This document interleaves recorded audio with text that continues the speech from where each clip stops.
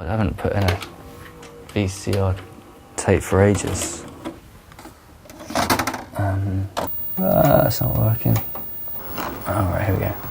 5, 4, 3, 2, 1,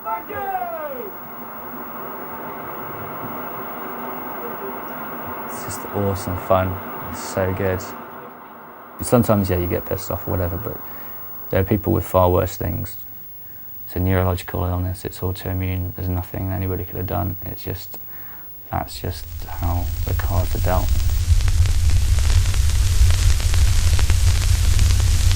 I first got the symptoms of narcolepsy at university. I'd been sleeping very badly and I was falling asleep at work doing these micro sleeps, so I knew that there was something wrong. I knew I was tired. Even though I was so shattered, at night I couldn't sleep. I was like intensely alert. I knew I'd slept because of dreams, but I was basically lying and I was clock watching. I'm clock watching and I can see the hours go by. I can see the sun coming up, and then when I get out of bed, sometimes it's very early, it's about 6 or 7, but because I've been lying in bed for so long, I feel like a lion. Your brain's constantly thinking when you're awake, of course, so it's really difficult. You're just thinking, I wish I had that jacket, or what about that holiday that I'd always planned to do?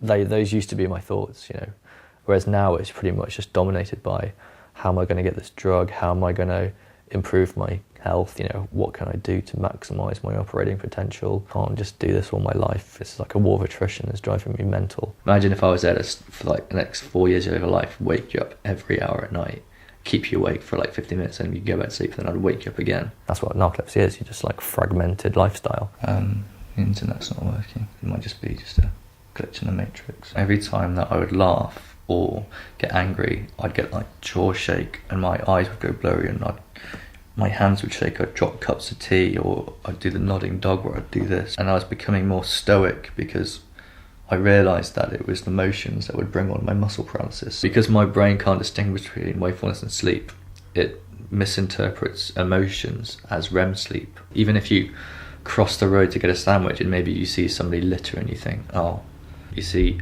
a chav driving by with like a huge exhaust on his Citroen and you think, what a dickhead. Those emotions kick in, even if they're very small like that, and my brain goes, oh, it's REM sleep. So it turns my muscles off. My muscles keep on flickering on and off, especially when I get angry. It's like a flickering light bulb going on and off. It's like a severed connection. It's like having dreams in the daytime when you're awake. It's quite frightening. I've never taken LSD, but I'm presuming it's something similar.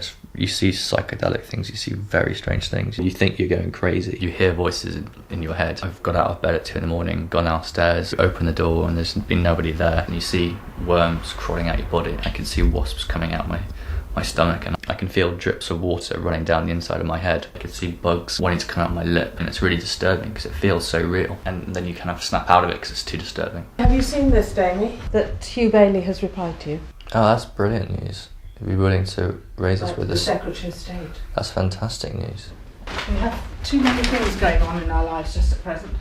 This drug that I'm trying to get, obviously the PCT have denied me it. What this drug will do is induce a deep sleep, which is the restorative sleep, which allows you to get up the next day, work from 9 to 5, high intensity, go out, play sport, go drinking in the evening, go to bed, get up and do the same thing. I can't recharge my batteries like you do. I'm thinking the classic turn everything off, turn everything back on again probably won't work.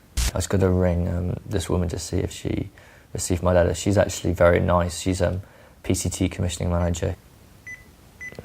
Just going to make sure they got my letter, because and this is, God, this has cost not only, like, I'm not talking about money, but obviously it cost a lot of money, but this is like time wise, and like, this isn't a lifestyle choice. I don't want to be living at home age 20, 3 or 4. Yeah, actually, what was I thinking of doing? I was going to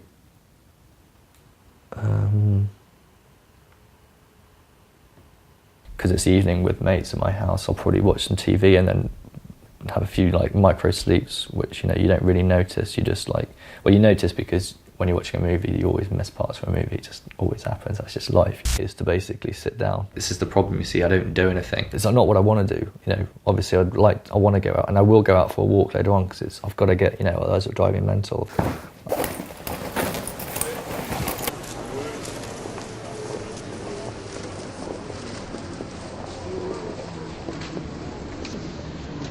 I'll need to go for a power nap.